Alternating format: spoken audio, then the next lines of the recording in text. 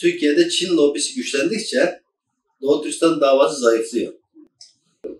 Çin lobisinin girmediği delik kalmadı Türkiye'de. Ve Çin lobisi bir yerde bir işe başladığı zaman Çin'in binlerce yıllık geleneksel ilerlerine başvuruyor. Yani Çin hilesiyle baş etmek çok kolay değil. Çin nedir? Bunun bizim bilemediğimiz noktaları nedir? Çin Türkiye'de ne şekilde algı operasyonu yaptı da sizi bu duruma getirdi? Bütün bunları çok bilimsel bir şekilde gündeme getireceğiz. Şimdi bazı şeyleri bilimsel olarak anlatamadığınız zaman karşınızdaki adam sizin abarttığınızı düşünür. Onun için ben sürekli hiçbir konuyu benim bakış açımdan değil, bunu Çin böyle diyor diye o açıdan yani öyle alıyorum. Çinlilerin Türkiye üzerindeki kara niyetlerini Çin'in kendi ağzından anlatmak. Türk dünyası boyutunda da aslında Çin'in 2010 yılından beri çok açık şekilde yani perde arkasında masanın altında değil, açıkça dile getirdiği konular var. Örneğin 2010 yılında yazılan Batı bölge teorisinde çok açıkça işte Doğu Türkistan, yanındaki Kazakistan, Kırgızistan, Özbekistan, Tacikistan, Türkmenistan, Orta Asya denir. Orta Asya Tanrı'nın biz Çinlilere lütfettiği pastadır. Yani Türk dünyası pasta gibi görüyor. Evet. Bunu diyen de bir aşırı faşist herhangi bir adam değil. Çin Milli Savunma Üniversitesi rektörü, aynı anda o dönemdeki Cumhurbaşkanlığının damadı, bir de Xi Jinping'den sonra iş başına gelebileceği konuşulan bir insan. Bu diyor bu mesele yalnız. Onun için bu Batı bölge teorisi bir nevi ne olur? Devletin resmi görüşüdür o. Yani benim şahsi kanaatim ve beklentim, ben Türk'üm diyen herkesin okuması lazım. Bu Çin'in sadece Doğu Türkistan üzerindeki değil, Türk dünyası hatta Türkiye için bütün düşündükleri kara emellerini Çin kendi ağzıyla, resmi ağızdan dile getiriyor, ilan ediyor. Kaşaman diyor ki ben bu eseri Arapların Türkçe öğrenmesi için yazdım diyor. Uygurlar için şöyle tabiri var. 9 Oğuz 10 Uygur denir. Yani Adem'le Havva'nın çocukları olarak insandır. 9 Oğuz 10 Uygur tabirine göre de Türktür. 9. asrın sonundan sonra İslamiyet'i kabul ettikten sonra da Müslümandır. Yani onların kimliği budur. Ve Oğuz Han'ın bir fermanı var. İşte ben Uygurların kağanıyım. Dört bir yana hakim olmam gerekir. Sizlerden itaat bekliyorum diye başlayan bir fermanı var. Türkiye aslında Çin'in bir kuşak projesine o kadar önemli konumda ki Çin hiçbir zaman Türkiye'yi kaybetmek istemez. Onun için Türkiye'nin göstereceği ciddi tepki Çin'in mutlaka durdurur. Tam böyle dönemde Uygurların ihtiyacı olan şey bir an evvel soykırımın durdurulması. Bu konu milli konu. Bunun bir diyeti olamaz. Ayağını denk alacaksın. Eğer bir elinde orada Uygurlara soykırım yapıp da bir elinde benimle arkada duramaz. Bunu anlatmak lazım. Yani biz şu milli varlığımızı veyahut milli gururumuzu yani kredinin faizi satacak kadar alacak değiliz. Ticaret ayrı, siyaset ayrı. Bunu ayıracaksın. Almanya bunu ayırdı. Bireysel olarak yapılacak şeyler var. Kurumsal olarak yapılacak şeyler var. Sonunda da ülke olarak yapılabilecek şeyler var. Çünkü tekrar ediyorum, Türkiye büyük bir ülkedir.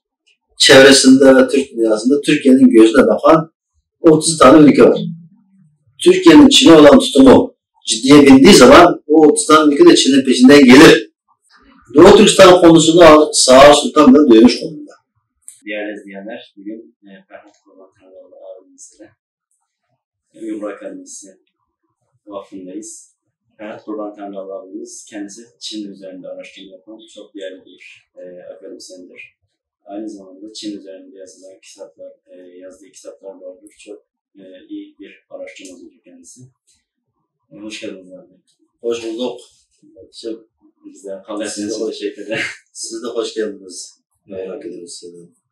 Vakıf ofisine. Uygur Akademisi vakfı hayırlı olsun. Teşekkür ederim. Yeni kuruldu sanırım.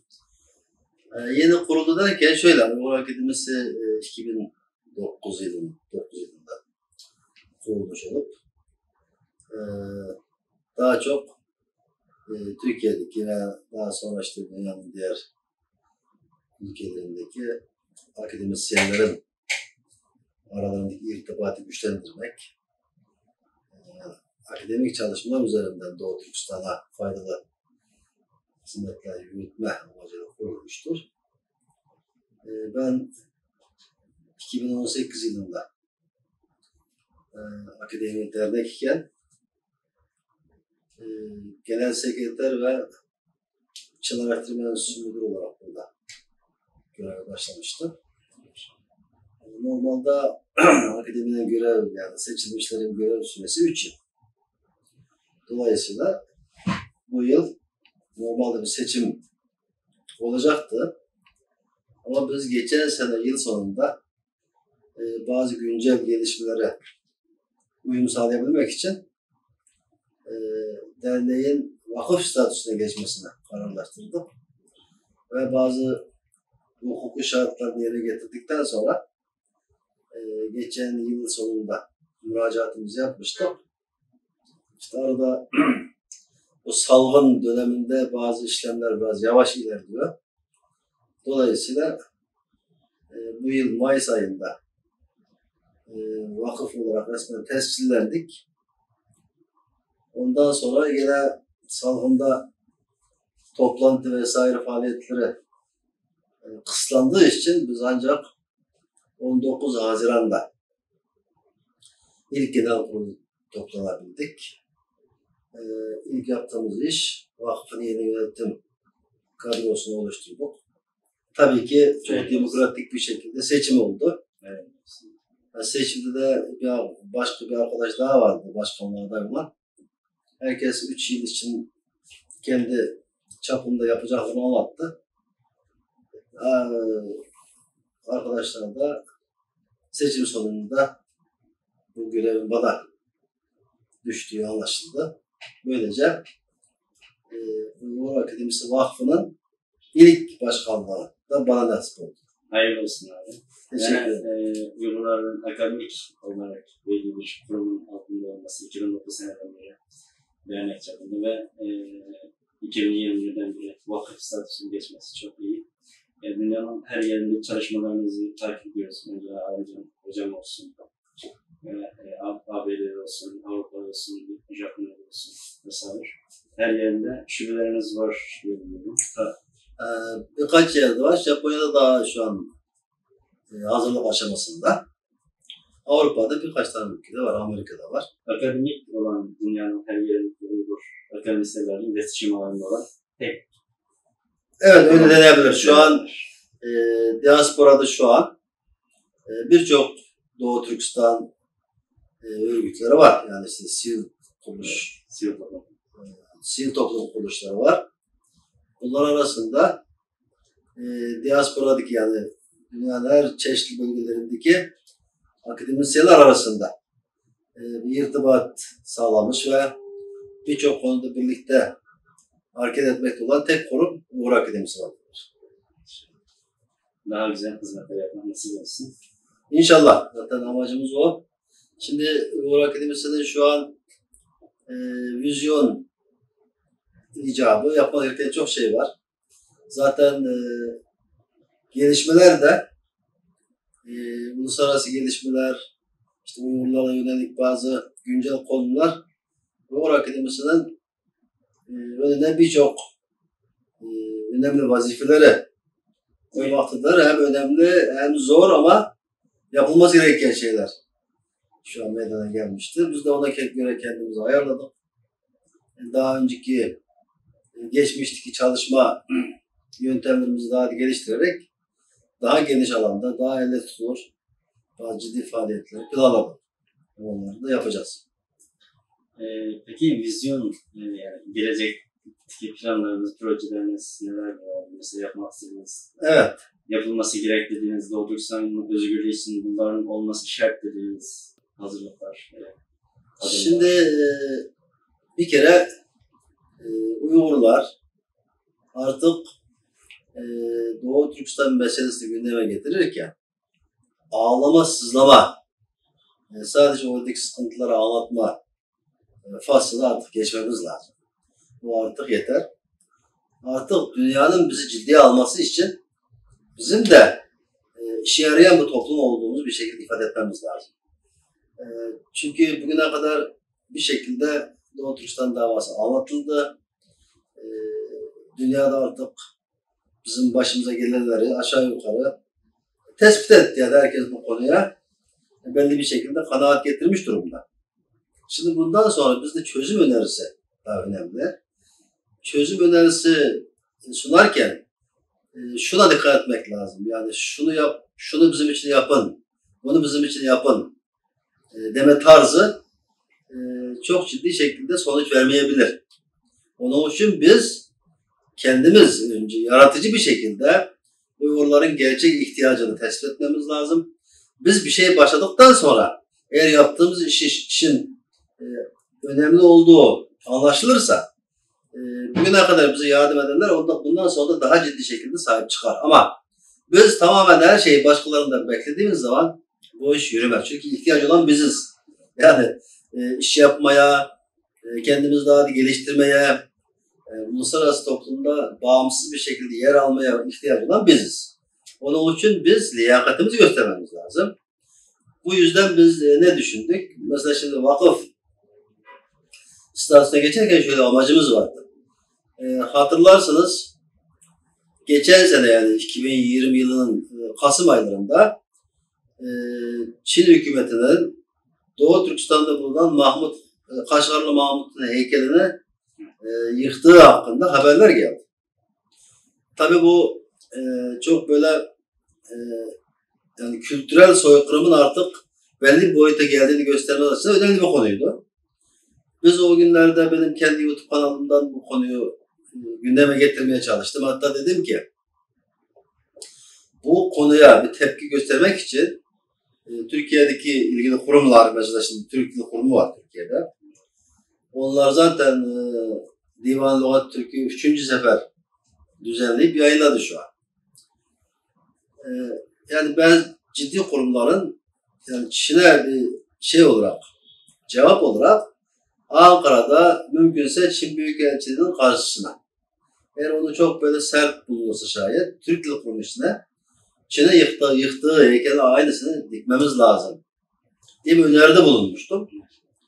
Hatta mümkünse bir Kaşgarlı Mahmut Üniversitesi'nin kurulması gerektiğini de gündeme getirmiştim. Şimdi bu Kaşgarlı Mahmut Üniversitesi benim için çok önemli. Niye? Biz Türkiye'ye yeni geldiğimiz zaman 1987 yılında rahmetli Turay Yazan hocamız Türk Dünyası Araştırma Vakfı'nın bünyesinde Kaşgarlı Mahmut Dil Kursu tesis etti ki biz orada 3 ay hızlandırılmış bir dil kursu gördük. Ondan sonra yüksek lisans sınavlarına girdik. Yani biz Türkiye'ye ilk geldiğimiz gün Kaşgarlı Mahmut Dil Kursu bizim işimize, imdadımıza koşmuştu. Daha sonra eski İstanbul Belediye Başkanı Bedrettin Dalan Kaşgarlı Mahmut Lisesi diye bir lise kurdu. Ondan sonra mesela ilkokul var benim bildiğim kadarıyla. Lise de var. Şimdi bir üniversite olması gerekiyordu. Geçen sene bizim sosyal medya üzerinden gündeme getirdiğimiz öneri resmi olarak bir yankı bulmadı. Ondan sonra dedik ki tamam bu iş bize düştü. Biz yapalım. Tabii bu üniversite kurma işi Türkiye'de önce yasal olarak vakıf statüsünü kazanmak lazım. Ondan sonra tabii vakıf olmak da yetmiyor. Bunun içini doldurmak da bir iştir. Çünkü sonuçta üniversite. Bunun zaten YÖK'te bu üniversite talebini kabul etmesi için belli miktarda teminat şartları var. Çok ciddi miktarda. Ondan sonra üniversitenin içini doldurmak da bir iş. Ama bütün bunları biz düşündük. Mesela şu an Uygurların Türkiye'de akademik olarak çok başarılı olduğu konular var. Örneğin işte Çin üzerindeki araştırmalarda veyahut Doğu diller üzerinde Uygurlar biraz daha başarılı. Artı Uygur tıbbı son 4-5 yıldır Türkiye'de ciddi revaçta. Yani buna alternatif tıp da denmiyor. biz bütün bunları harmanlayıp üniversite bünyesinde bunları barındırırsak hem Uygurların sürekli yani muhtaç bir toplum değil, bir şeyler üreten, yenilikler üreten, fikri sahip bir toplum olduğunu ispat etmenin yoludur bu. Üniversite. O açıdan da önemli. Biz önce dedik irademizi bir ortaya koyalım. Gerisini yavaş yavaş yaparız dedik. Zaten üniversiteyi kurarken, vakıf kurulurken vakfın senedinde birinci madde olarak Kaşgarlı Mahmut Üniversitesi'nin kurulmasını koyduk. Çünkü yani üniversite kurmak değil, Kaşgarlı Mahmut Üniversitesi hedef olarak onu kendimize koyduk. Şimdi zaten bu vakfın yeni yönetim için başkanlığa aday olurken ben bunu proje olarak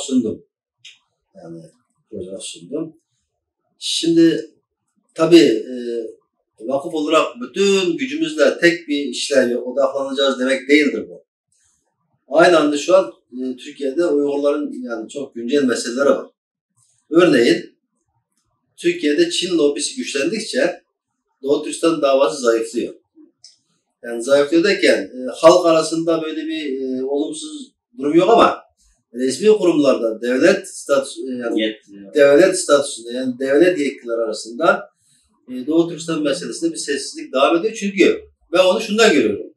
Çin lobisinin girmediği delik kalmadı Türkiye'de. Ve Çin lobisi bir yerde bir işe başladığı zaman Çin'in binlerce yıllık geleneksel ilerlerine başvuruyor. Yani Çin hilesiyle baş etmek çok kolay değil. Yani Çin hileleriyle baş etmek çok kolay değil. Bu tarihte de ecdatlarımız, atalarımız zaten Çin hakkında çok ciddi tespitlerde bulunmuş, taşlara yazmış, oralar bildirim yazmış ama orada kalmış. Yani bunu benimseme noktasında pek yeterli değil yani bugüne kadar yeterli olmadı. Bugün de Çin'in şimdi Türkiye'deki faaliyetlerini yürüten direkt kendi yayın kuruluşu var. Artı perde arkasında ortak olduğu yayın kuruluşları var, medya grubu var. Bir de düşünce olarak ikizleri var. Yani Doğu Perinçek, Vatan Partisi bunların Çin Komünist Partisi'nin Türkiye şubesi gibi. Hatta ben bazen dinliyorum bunların bazı savunmaları Çinlilerin bile beklemediği şekilde savunuyorlar. Yani bazen Çin devletin Çin'den daha çok. Çin'den daha fazla. Yani bazen Çinliler de şaşırıyordur. Bu adamı öğretmemiştik. Nasıl oldu bu ortaya çıktı diyordur. Ama bunlar gene pazar buluyor. Bunların pazar bulmasının sebebi Çin lobisinin Türkiye'deki elitlerde oluşturduğu Çin algısı. Onun için dedik ki biz ilk önce kısa yani 5-6 aylık bir dönem içinde Türkiye'deki elit entellerin Çin algısı ve Doğu Türkistan davasının geleceği konulu bir TÜBİTAK projesi başlatıyoruz. Zaten siz de bu proje grubunda içindesiniz. Bundaki amaç Türkiye'de artık Çin lobisinin bizim önümüze koyduğu engelleri aşmak. Yani meseleyi bilimsel bir şekilde. Yani şimdi biz bazen duygusal olarak konuştuğumuz zaman gerçekten bazı akademik kesimler veya devlet büyükleri etki gösteremiyoruz. Tamam, o zaman bunun bilimsel bir yönü var. Çin nedir? Bunun bizim bilemediğimiz noktaları nedir? Çin Türkiye'de ne şekilde algı operasyonu yaptı da sizi bu duruma getirdi? Bütün bunları çok bilimsel bir şekilde gündeme getireceğiz. Yani bu çalışmamızdan sonra bahsettiğim projeden sonra Türkiye'de çok ciddi bir sempozyum düzenleyeceğiz. Aynı dediğim başlık üzerine bir sempozyum düzenleyeceğiz ve şu an bunun amacı Doğu Türkistan davasının Türkiye'de böyle kirletmeye çalışanları. Evet, yani uğramakta olduğu bazı engeller, yani önüne konulan bazı engelleri çözüp Doğu Türkistan meselesinin Türkiye'de hak ettiği bir konumda yürümesini sağlayacağız inşallah. Türkiye'de dediğiniz gibi Çin lobisi çok güçlendi. Her yere girdi. Akademisyenlere, yetkililere mesela. Ama sizin yaptığınız çalışmalar Çin Rüyası olsun, bir kuşak rüya projesindeki Çin'in gerçek amacı ve Türk dünyasındaki güttüğü amaçlar, Türk dünyasında olsun ve dünyayı ele geçirme projesi olarak bunu Türk halkına siz kanıtlarıyla, Çin'in sözleriyle tabiri caizse, kendi sözleriyle Çin'in ne amacı olduğunu Türk kamuoyuna aydınlatmış oldunuz. Ama beklenmedik bir şekilde Türkiye'de görüyoruz ki Çin'i sevenler de ortaya çıkıyor aslında. Beklenmedik bir şekilde bunlar. Yani biz beklemiyoruz ama Çin öyle diyorsun ama böyle de yapıyor, böyle iyi şeyler de yapıyor vesaire. Bunu nasıl karşı durabiliriz veya bunun yayılmasında Çin lobisinin etkisi nedir? Şimdi onu şöyle düşünmek lazım. Buradan iki tane sonuç ortaya çıkar. Birincisi bizim propaganda yöntemlerimiz bir yanlış olabilir. Şimdi bazı şeyleri bilimsel olarak anlatamadığın zaman karşınızdaki adam sizin abarttığınızı düşünür. Onun için ben sürekli hiçbir konuyu benim bakış açımdan değil, bunu Çin böyle diyor diye o açıdan yani öyle alıyorum. Örneğin şimdi bazı konuları biz gündeme getirdiğimiz zaman bir ön yargı oluyor. Yani bu adamlar zaten Doğu Türkistan'da işte Çinlilere karşı biraz görüştü. Yani tek taraflı bakıyor meseleye öyle bakar. Bu ön yargı yıkmanın çaresi Çinlilerin Türkiye üzerindeki kara niyetlerini Çin'in kendi ağzından anlatmak. Biz ona bir ağırlık verdik. Onun için bu biraz önce bahsettiğim TÜBİTAK projesini de böyle bir şey yapacağız. Şimdi Çin'in aldatma ve saman altından su yürütme yeteneği çok güçlü. Bu yeteneklerini anlayabilmek için Çin hakkında ciddi bir bilgi sahibi olmak lazım. Yani objektif bir araştırma gerektiriyor. Ama bizim şu an bu konuda Çin denince şu an otoriter olarak söz sahibi işte Doğu Perinçek veya Aydınlık Gazetesi ne derse şu an kamuoyunda onu ciddiye alma eğilimi var. Biz henüz işte maddi konulardan veyahut çalışmalarımızın çok yeterli olmadığından dolayı bu algıyı bozamadık. Onu da işte bu proje dahilinde yapmayı düşünüyoruz. Şimdi bu işin bir de Türk dünyası boyutu var. Çok önemli. Türk dünyası boyutu var. Türk dünyası boyutunda da aslında Çin'in 2010 yılından beri çok açık şekilde yani perde arkasında masanın altında değil, açıkça dile getirdiği konular var. Örneğin 2010 yılında yazılan Batı Bölge teorisinde çok açıkça işte Doğu Türkistan, yanındaki Kazakistan, Kırgızistan, Özbekistan, Tacikistan, Türkmenistan, Orta Asya denir. Orta Asya Tanrı'nın biz Çinlilere lütfettiği pastadır. Yani Türk dünyası pasta gibi görüyor. Evet. Bunu diyen de bir aşırı faşist herhangi bir adam değil. Çin Milli Savunma Üniversitesi rektörü, aynı anda o dönemdeki Cumhurbaşkanlığının damadı, bir de Xi Jinping'den sonra iş başına gelebileceği konuşulan bir insan. Bu diyor bu mesele yalnız. Onun için bu Batı Bölge teorisi bir nevi ne olur? Devletin resmi görüşüdür o. Biz bunu 2018 yılında benim özel kurduğum Sinotürk News'da gündeme getirdik. Ondan sonra yazdığım kitabı da yer verdik. Ama birkaç yıldır bazı internet sitelerde yazıyı aynı anda kullanıyorum ama baktım benim şahsi kanaatim ve beklentim ben Türk'üm diyen herkesin okuması lazım. Batı Bölge teorisi. Evet, Batı Bölge teorisini ben Türk'üm diyen herkesin okuması lazım. Çünkü bu Çin'in sadece Doğu Türkistan üzerindeki değil. Türk dünyası hatta Türkiye için bütün düşündükleri kara emellerini Çin kendi ağzıyla, resmi ağızdan dile getiriyor, ilan ediyor. Biz şimdi bu meseleye baktık, bizim beklediğimiz tepkiyi henüz göremedik. Onun için benim bu sene sunduğum ikinci proje, bu Batı Bölge teorisinin Türkçesi zaten tercüme yaptık. Çin'in pasta olarak gördüğü bu 5 tane ülkenin diline bunu çevirip, ondan sonra bunları bir kitap halinde, yanına Rusçası, İngilizcesi, hatta Çince aslında koyarak da bu kitap halinde yayınlayacağız. Ondan sonra da bütün bu Orta Asya Türk Cumhuriyeti'nin büyük elçiliklerini teker teker ziyarette bulunup bunları kendilerine takdim edeceğiz. Ve bu çalışmalar bittikten sonra yani bu yılın sonuna kadar Batı bölge teorisi ile ilgili Türk dünyası bekleyen Çin tehlikesi başlıklı bir sempozyum düzenleyeceğiz ki önce kitabımızı yayınlayalım. Zaten bizim şu an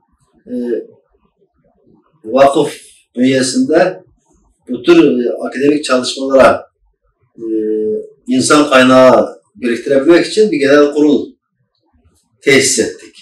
Yani bizim normalde işte mütevelli heyetinde 11 kişi var ama bunlarla bu tür çalışmaları yapamayız çünkü insan kaynakları açısından. Ama bu iş için davet edeceğimiz insanları da biraz resmi şekilde davet etmemiz lazım. Onun için biz bir 40 kişilik bir genel kurul tesis ettik.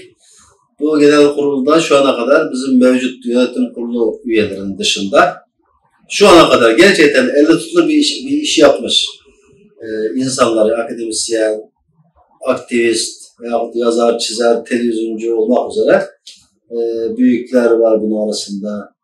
İnsanları davet ettik, kabul ettiler. Biz öyle bir genel kurulu tesis ettik ve burada 3 tane çalışma grubu düzenledik. Bunların birisi biraz önce bahsettiğim TÜBİTAK projesi, ikincisi de Batı Bölge Teorisi çalışma grubu.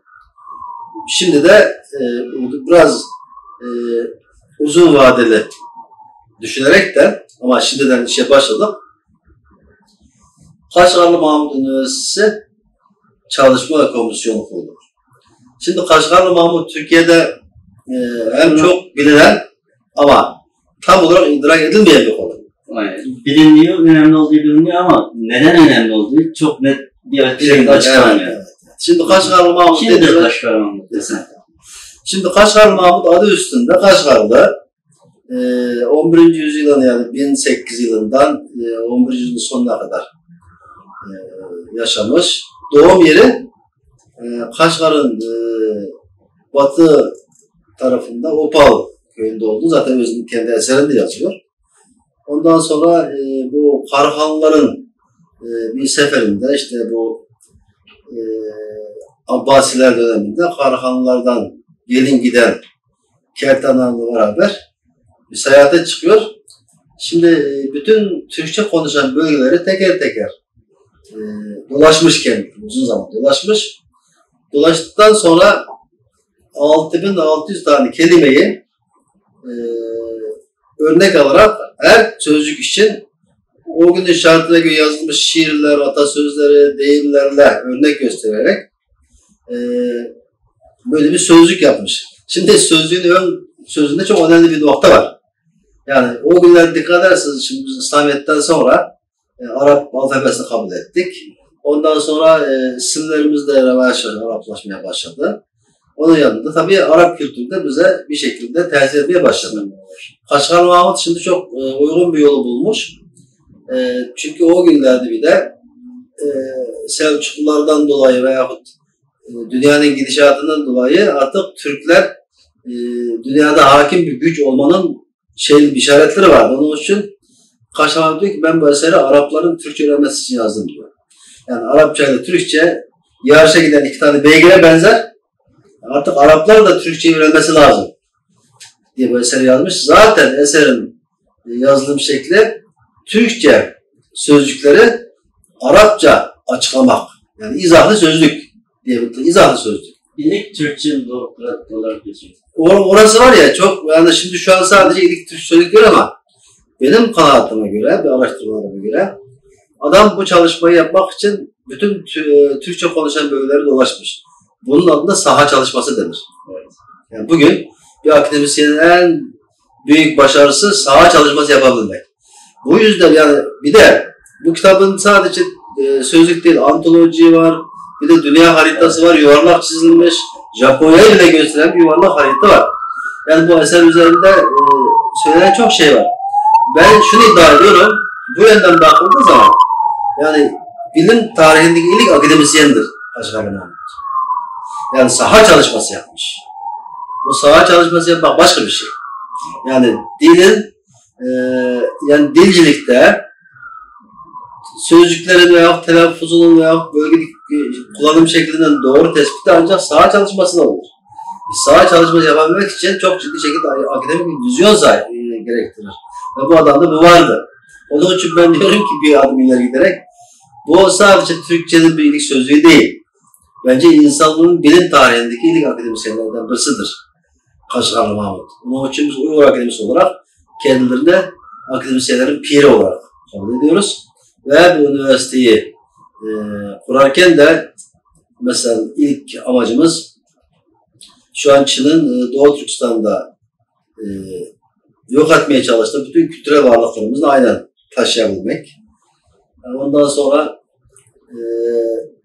kültürel varlık demişken Doğu Türkistan'daki bizim kültürlerimiz 12 mukam olsun, Uygur, Samas olsun ve benzeri usullarımız olsun kendimize has. Bunların hepsini şu an Çinliler öğrenmiş durumda. Ve 12 mukamı bizden daha iyi sahiplenmiş ve bizim diye artık uluslararası arenalara sunmuş durumda. Yani Çinlilerin bu diye. Biz bunu nasıl engelleyebiliriz veya bizim olduğunu nasıl savunabiliriz? 12 mukam neden önemli? Şimdi 12 makam önemini şöyle arz edeyim.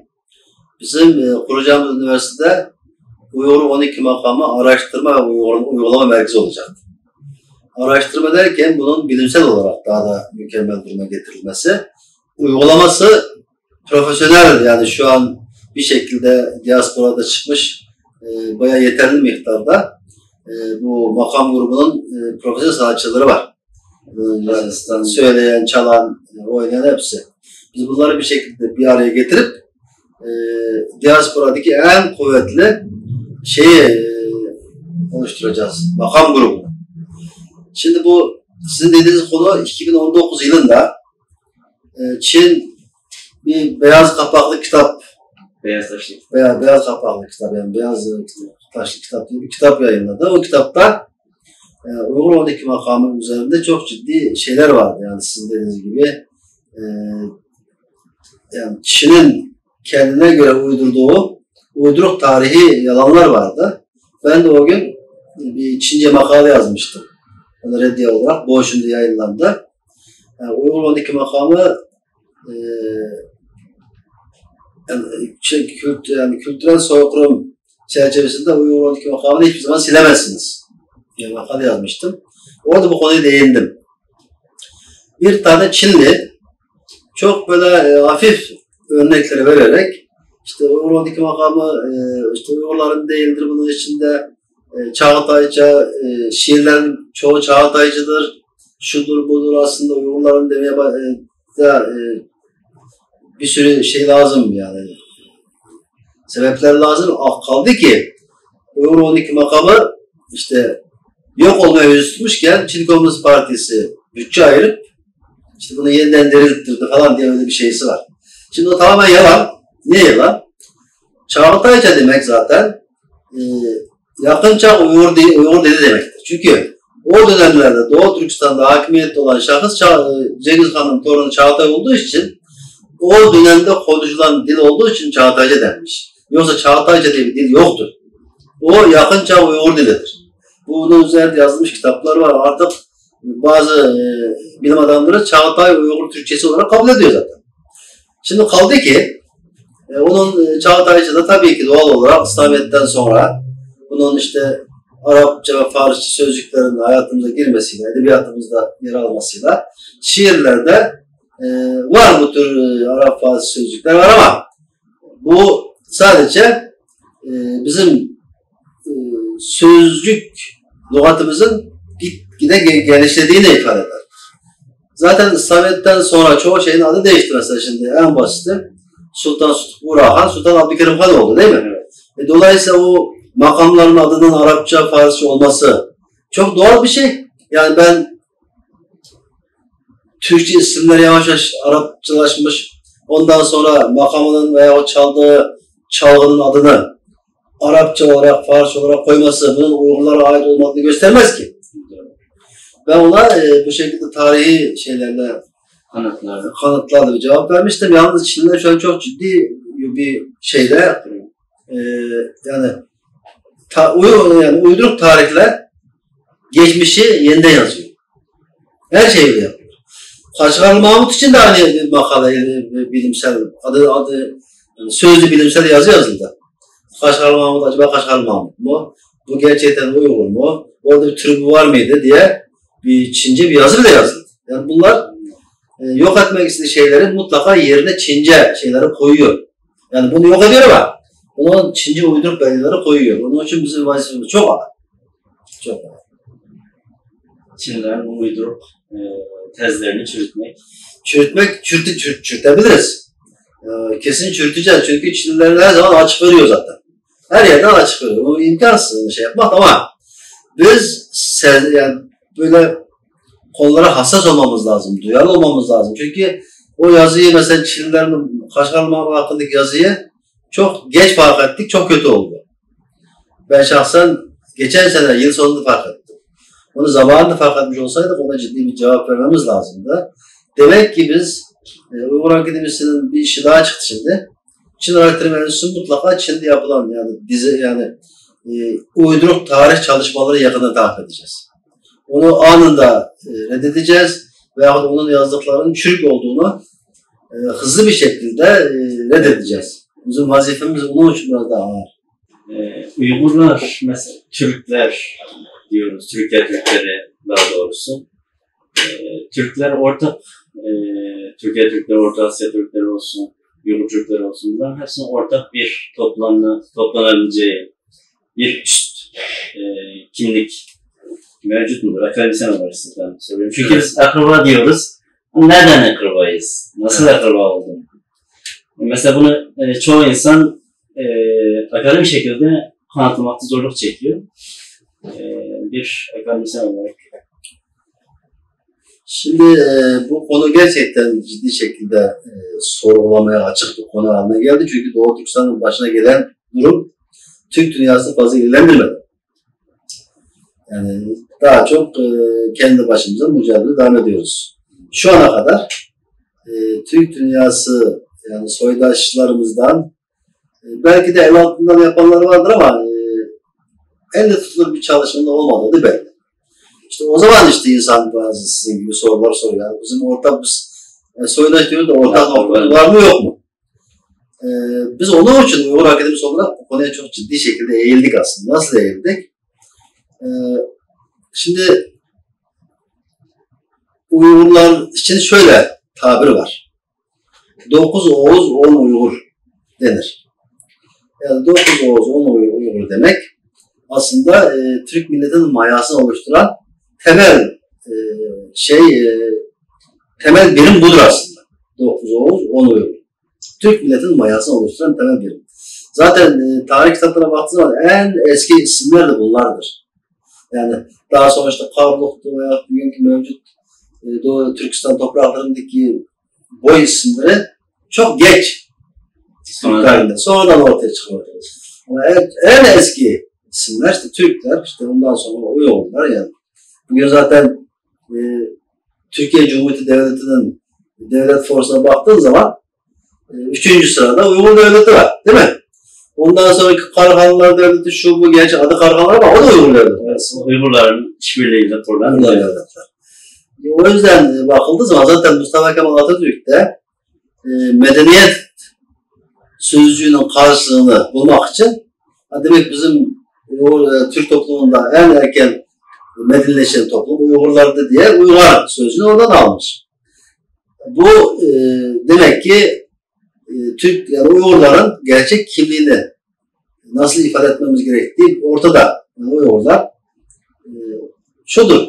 Yani Adem'le Havva'nın çocukları olarak insandır. 9 Oğuz 10 Uygur tabirine göre de Türktür. 9. asrın sonundan sonra İslamiyet'i kabul ettikten sonra da Müslümandır. Yani Uygurların kimliği budur. Dolayısıyla burada yani Türk toplumunda yani Türk dünyasında Uygurların yeri belli. Daha önemlisi kültür tarihimize yani medeniyet tarihimize baktığımız zaman Uygurların Türk milletine verdiği kültürel katkılar yani buluşlar nispeten fazla olduğu görülüyor.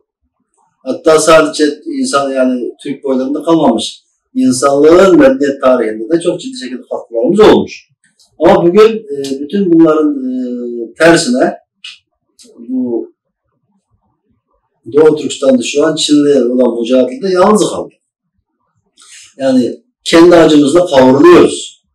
Biz bunu açıklamaya çalışıyoruz. Şu an biz henüz direnme gücümüz varmış ki direniyoruz ama yani karşımızdaki güçlü bir devlet, güçlü bir toplum, bunun karşısında ne kadar direnebileceğiz?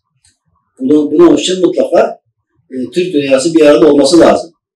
Biz bütün bunları düşünerekten hem dünyaya bir mesaj olsun, hem Uygurların da kendine bir güven veya toplumsal bir intizam kazandıralım diye arkanızda gördüğünüz gibi Uygurların gerçek atası kimdir konusunu uzun uzun konuştuk ve Oğuz Kağan'ın Uygurların ilk atalarından olduğu kanaatine vardır. Çünkü zaten Oğuz Kağan'la ilgili 3 tane destan nüshası var. Bunun birinci nüshası sanırım Paris'te saklanmakta.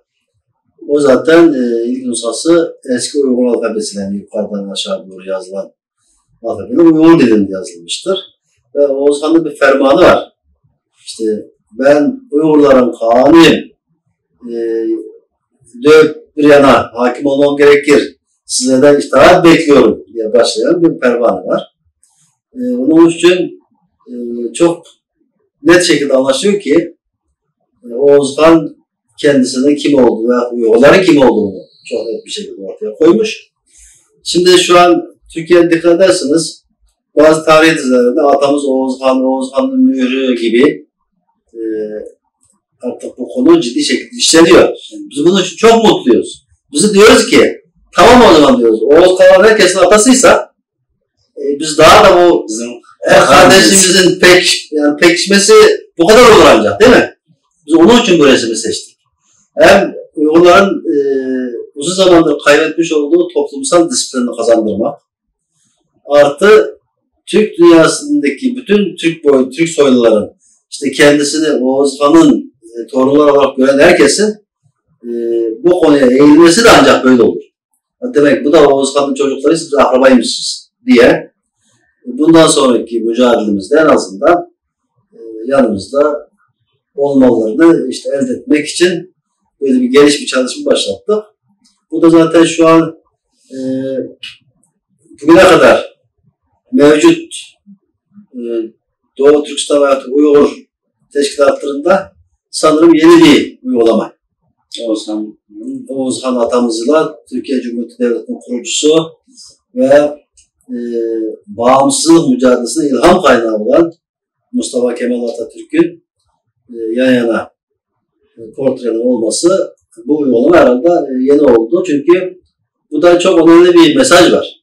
Yani köklü geçmişten güçlü geleceğe. Şimdi bakın soykırıma direnmenin çeşitli yolları var.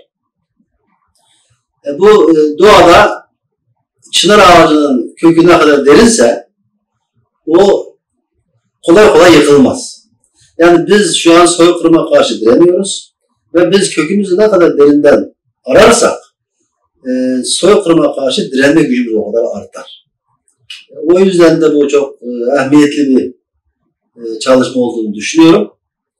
Ve bunun bu şekilde şimdi bizim bazı Uygur toplumunda veya bazı konular bir şekilde hayır resmi olarak söylenmiş.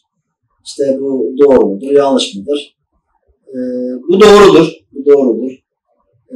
Burada yanlış olan bir şey yoktur. Çünkü mutlaka bizim köklü bir ecdadımız var. Zaten biz köklü geçmişimizden güç alamazsak geleceğe doğru gidemeyiz. Geçmişinden geleceğine. Evet, aynen öyle. Bence bizi sorgulayacağına bazı insanlar Oğuz Kağan'ın destanı da okusun. Oğuz Kağan kimdir? Bu adam ne yapmıştır? Niye bütün Türkler bunu ata olarak kabul eder? Onu Oğuz Kağan destanı okusunlar ki o zaman bizi eleştirmenin bir bilimsel bir gerçeğin olmadığında herkes anlamış olur. Çok net bir cevap ve çok net bir mesaj aslında. Evet, evet. Bütün Türk dünyası için ortak bir nokta. Öyle. Atamız. Oğuz zaten bizim dikkat edersiniz yollarda İlk sütü de Oğuz sütü diyoruz değil mi? Evet. Yani çocuk Oğuz sütü emdi. Demek ki bu her şeyin başı demek aslında. Her şeyin başlangıcı. Evet. Her şeyin başı, her şeyin başlangıcı demektir. Bunun için Oğuz Kağan atamız inşallah bize güç kuvvet verecek. İnşallah siz zamanında Kaşgarlı Üniversitesi de kurulur. İnşallah şu an ciddi şekilde çalışıyoruz. Bu üniversite projesi teorik olarak herkes tarafından sevildi ama herkesin bir endişesi var. Yani bu çok ciddi bir miktar, bunu yapılabilir. Ben de diyorum ki yani eğer bir üniversiteyi kuramazsak devleti nasıl kuracağız? Çok doğru. Öyle değil mi? Ben onu ya size şimdi bağımsızlık mücadelesi veriyoruz. Yani biz bağımsızlığı hak ettiğimizi dünyaya ispat etmemiz lazım. Yani öbür türlü sözde kalır. Biz üniversitemizi kuracağız. Çok ciddi şekilde en gelişmiş yöntemlerle idare edeceğiz. Uygur toplumunun veya insanlığın çok acil ihtiyacı olan bütün bilim birimleri bizde olacak.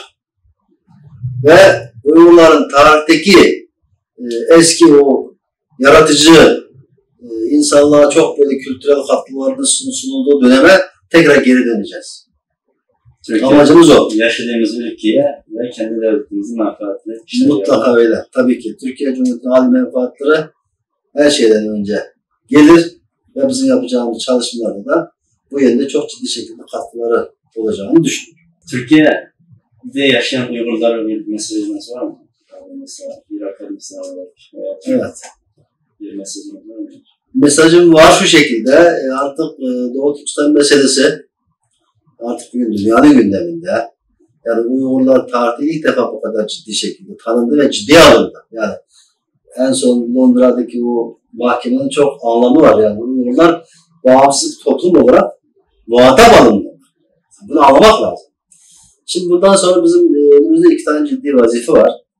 Birincisi en basiti Uygurlar mutlaka nüfus olarak çoğalmalı. Diasporada. Çünkü Çin ne yaptıysa terzi yapmamız lazım. Çin o nüfusumuzu kırmaya çalışıyor.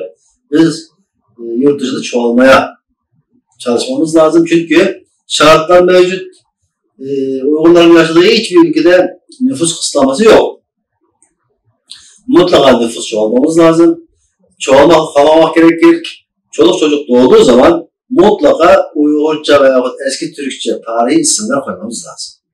Şimdi tamam Kur'an-ı Kerim'den kutsal isimler tabii ki konur. Onları göbek adı olarak konabiliriz. Mesela şimdi diyelim ki çocuk doğdu Oğuzhan ama adına işte Mustafa diyebilirsiniz göbek adına. Ama bu çocuğun resmen çağrıldığı isim mutlaka Uygurca olmalı. Hatta Çinlilerin yeryüzünde eskimeye çalıştığı yer isimleri veyahut onların hedef ve koyduğu önemli tarihi şahıslar.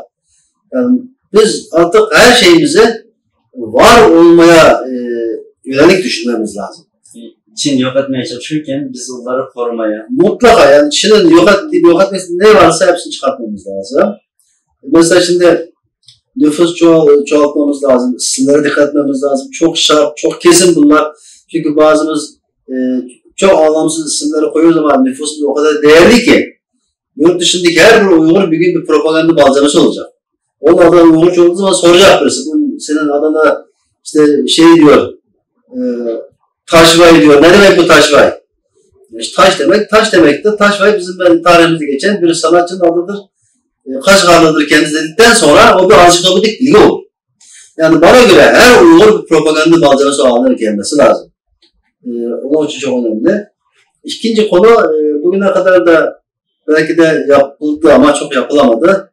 Çocukları mutlaka bütün sahada yaymamız lazım. İşte tamam bazılarımız çocukların çok tekvadar bir insan olmasını düşünüyoruz. Dini okulları, ilahiyat fakültelerini düşünüyor olabilir. Bunda bir yanlış bir şey yok ama bugün Uygurların ihtiyacı çok daha geniş. Bizim her şeye ihtiyacımız var. Bir futbolcuya ihtiyacımız var. Uluslararası bir tane basketbolcuya ihtiyacımız var. Uluslararası bir tane rap şarkısına ihtiyacımız var. Yani ne bileyim yani bugün fenomen olarak çabuk lafımızı anlatabileceğimiz bütün konularda Uygurlar olması lazım. Yaptığı işin şekli artık gençler neyi seviyorsa, gençler neyi daha çabuk kabul ediyorsa Orada bizim adamımız olmasa lazım. Düşünün bir gün bir tane Uygur fenomeni olsa bir rapçi. Doğu Türkistan Üniversitesi'nde biz o bir sene anlatırken o 5 dakika anlatır. Çünkü insanların ilgi duyduğu konular değişti. Artık kitap okuma işi eskisi gibi değil. Çok kısa şekilde insanların beynine algı operasyonu yapabilmek için biz bugünün geçerli olan bütün propaganda yöntemlerini aynen kullanmamız lazım. Ve bunun dini cihetin caiz midir, şu mudur, budur, öyle bir şeysi yok. İnsanlık orada ne kabul ediyorsa biz o işi yapmamız lazım. Onun için çocukları eğitmek önemli. Dini eğitimler mutlaka herkese verebiliyor veya onu çeşitli şekilde tanıyor ama mesleki eğitimler çok önemli. Ondan sonra sosyal faaliyetlerde, sosyal alanlarda da mesela geçen konuştuk. Dediniz ki işte Dışişleri Bakanlığı'nda şu görevde. Böyle düşünmek lazım. Büyük düşünmek lazım. Büyük düşünmek lazım. Çünkü fikir ancak öyle gelişir. Bizim çocuklarımız da mutlaka yarın bir gün Dışişleri Bakanı olması lazım, Kültür Bakanı olması lazım. Uluslararası arenada birisi çıktığı zaman mesela Maradona gibi bir futbolcumuz olsaydı bugünkü işlerimiz çok daha kolay olurdu. Geçen bir tane Türk futbolcu bir kelimeyle 300 milyon tane Çinliyi perişan etti. Adını unuttum. Mesut Özil. Bir tweet attı. 300 milyon Çinli tweet'i sevmemiş olabilir. Ama durumu anladı. Ne oluyor? Ne demek ya? Yani şu an yöntem çok değişti. Propaganda yöntemi çok değişti. En geçerli yöntemleri mutlaka benimsememiz lazım. Uygur çocukları kendi sevdikleri alanlarda yani iyi şekilde yetiştirmek lazım. Çok önemli. Türkiye halkına söylemek istediğiniz var mı? Mesela Türkiye Türklerine. Şimdi Türkiye Türklerinden bugüne kadar yaptıklarından Allah razı olsun. Bence şu an önümüzdeki konularda şu an bizim en büyük engelimiz devlet olarak bu Doğu Türkistan konusunda biraz sessiz kalması. Benim için şu önemli. Türkiye'nin gözüne bakan 30 tane ülke var dünyada. Eğer Türkiye Uygur meselesinde ciddi şekilde ortaya çıksaydı şu an tereddütte kalan Orta Asya Türk Cumhuriyeti olsun, bazı Arap devletleri olsun Türkiye'nin peşinden gelecekti. Halen ben onun için önemli diye düşünüyorum. Bence bugün halk bu konuda iktidara baskı yapmanın en iyi yolu seçimde Doğu Türkistan konusunda sahip çıkarsam oy veririm, yoksa vermem. Yapabileceğim o şu an. Halk istedikten sonra halk baskı yaparsa devlet yapmak zorunda. Ve önümüzdeki seçimi ben bütün Türkiye'deki vatandaşlarımdan şunu bekliyorum. Artık baskı yapın. Doğu Türkistan konusu Türkiye'nin birinci gündem konusu olmazsa sana oy vermem. Bu işi böyle götüreceğiz. İnşallah. Türkiye halkı nasıl bir yol izlemeli? Yani Türkiye vatandaşı, Türkiye Türkleri veya Orta Asya Türkleri olsun. Bunlar niye suskun kalıyor veya bazen benden sonra yapabileceğiniz bir şey var mı diyor. Ben sadece dua edin diyebiliyorum. Mesela neler yapabilir? Şimdi herkes her gün kahramanlık destanları yazamaz. Bence önemli olan önce niyet önemli. Bir kere Doğu Türkistan'ın konumu net olarak anlaşılmalı. Doğu Türkistan Uygurların anıyordu ama Türk milletinin atıyor. Şimdi bir nevi Türk milletinin kökü. Eğer Türk milletinin kökü korursa bu doğal olarak gelecekte de Türk milletinin genel geleceğini etkiler. Çünkü kökü olmadıktan sonra bu varlığın devam etmesine tehlikeye düşer. Onun için mutlaka Türk milleti geleceğini korumak için kökünü sulamak zorunda. Sulamak demek sahip çıkmak demektir. Onun için bir kere bunu niyet olarak Doğu Türkistan benim adı toprağımdır. Oraya bir şekilde sahip çıkmam lazım diye kendimizi ona ayarlamamız lazım. Ondan sonra ne yapabilir konusu gelir. Şimdi herkesin aslında yapabileceği çok basit bir şey var. Tabii bunların başında güzel bir samimi dua gelir. Çünkü bütün Müslümanların en kolay erişebileceği silah duadır. Ondan sonra ben önce şunu demeye çalıştım. şu an Doğu Türkistan'ın çok ciddi şekilde maddi bir yardım beklenmez zaten. Ama ulaşamazdı oraya. Evet. Maddi bir destek olsa bile. Ulaşamaz. Maddi bir destek zaten ulaşamaz. Yalnız Çin'i caydırmak için ne yapmamız lazım? Çin'i caydıracak olan şey toplumsal tepkidir. Örneğin Çin'in Türkiye üzerinde çok ciddi beklentisi var. İşte köprüleri alıyor, işte projelere giriyor, şu an yatırımları var, telefon yatırımları var, şu var, bu var. Yani Türkiye aslında Çin'in bir kuşak projesine o kadar önemli konumda ki Çin hiçbir zaman Türkiye'yi kaybetmek istemez. Onun için Türkiye'nin göstereceği ciddi tepki Çin'in mutlaka durdurur. Yani Çin şu an kendisi öyle bir şey ayarladı. Yani 100 yıl içinde Çin ırkının yeniden dirilişini gerçekleştirme projesi var. 2049 yılında Çin Halk Cumhuriyeti'nin kuruluşunun 100. yıl dönümüne göre kendisini ayarlıyor. Yani bütün bu hesap kitaplarının içindeki en önemli basamak Türkiye'dir. Onun için şu an tam böyle bir dönemde Uygurlarla ihtiyacı olan şey bir an evvel soykırımın durdurulması. Çünkü önce bizim vazifemiz hayatta kalmayı başarmak. Hayatta kalmayı başardıktan sonra bunun devamı gelir. Eğer nüfus olarak kendimizi koruyamazsak bundan sonraki çalışmalarımız zaten doğal olarak etkilenir. O zaman ortak noktada buluştuk. Çin'in buraya ihtiyacı var ama Çin'i durdurmak için de bazı tepkiler lazım. O zaman çok pasif olarak mesela Çin telefonları satın alınmayabilir değil mi? Aynen. Mesela Huawei alınmayabilir, Çin'den gelen eşyalar alınmayabilir. Yahut çok toplumsal şahıslardan bahsediyoruz. Çin mallarının şahsi Çin malları en basiti bu. Çin'den gelen mal alma kardeşim. Ondan sonra STK'lar olarak Çin'in her yaptığı işe mutlaka bir tepki verip bir sene yaptığını görüyoruz. Görmedi sanma mesajı verilmesi lazım. Üçüncü adımda sivil kuruluş toplumlarının baskısı, toplumsal baskılar birlikte şu an Türkiye'yi yöneten iktidara ciddi şekilde bir baskı oluşması lazım. Şimdi tamam Çin'den kredi alıyor olabilirsiniz. Bu krediler zaten faiz ödemiyor mu kardeşim? Yani kredi alıyorsun da bedava alıyorsun. Faiz ödemiyor mu bunun? Faiz ödeniyorsa zaten o kredinin şeyi bitti demektir. Onun için ayrıca bir diyet ödeme gerek var mı? Yok. Kardeşim paranı verdin, aldık gitti ama bu konu milli konu. Bunun bir diyeti olamaz. Ayağını denk alacaksın. Eğer bir elinde orada Uygurlara soykırma yapıp da bir elinde beni arkada duramazsın. Bunu anlatmak lazım. Yani biz şu milli varlığımızı veyahut milli gururumuzu yani kredinin faizi satacak kadar alacak değiliz. Sen bana para verdiysen paranın faizini almıyor musun? Karşılığında ben sana ödemiyor muyum? Bitti. Onu bu işe ayrıştırmak için. Ticaret ayrı, siyaset ayrı. Bunu ayıracaksın. Almanya bunu ayırdı. Şu an Almanya'nın, yani Çin Almanya için çok ciddi pazar. O bir tane DNA'yı götürdüğü zaman bizim 10 tane ticareti bir seferde kazanır onlar. Ama öyle olmasına rağmen Alman parlamentosu ciddi şekilde Çin'e karşı yaptırımlar olamıyor. Niye? Almanya'ya göre insani konulardır. Siyaset ayrıdır, ticaret ayrıdır. Ticaret bu yoldan gider ama siyasi olarak da şu konulara direneceğim dedi. Başardı. Ama biz siyasetle ticaret arasındaki ince çizgiyi ayıramadık. Sanki Çin her şeyi bedavaya veriyor da işte bu bedavaya aldığımız şey karşılığında susalım. Böyle bir mantık olamaz. Böyle mantık olamaz. Çin eğer bu dünyada kendi varlığını devam ettirecekse insanların ortak değerine saygı gösterecek. Yani bütün o insani değerleri çiğneyip de ondan sonra nasıl arkadaşlık kurabilirsin kardeşim? Yani ortak değerler var artık dünyada insanların kabul ettiği. Ortak değerler herkes saygı duyacak.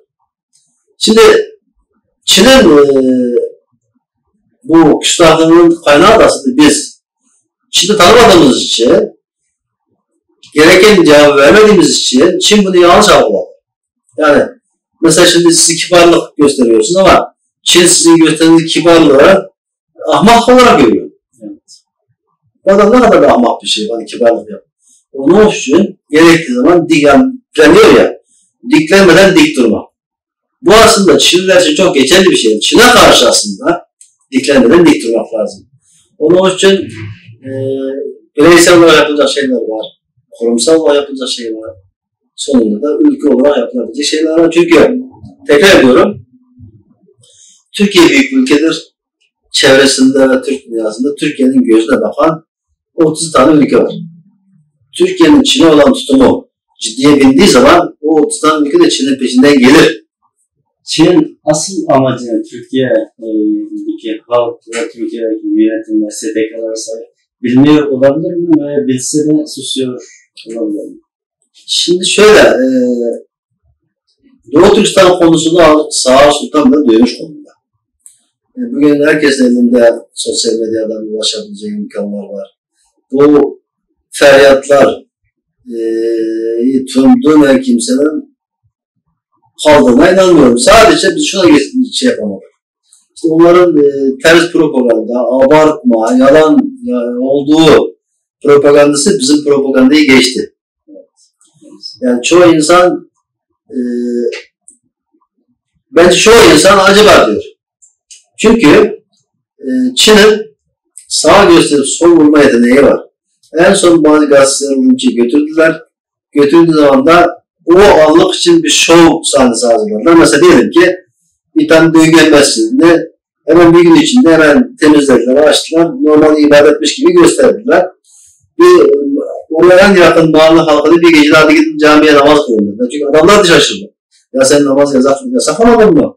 Ben şimdi git namaz kılacaksın, ondan sonra sen bir de atacaksın.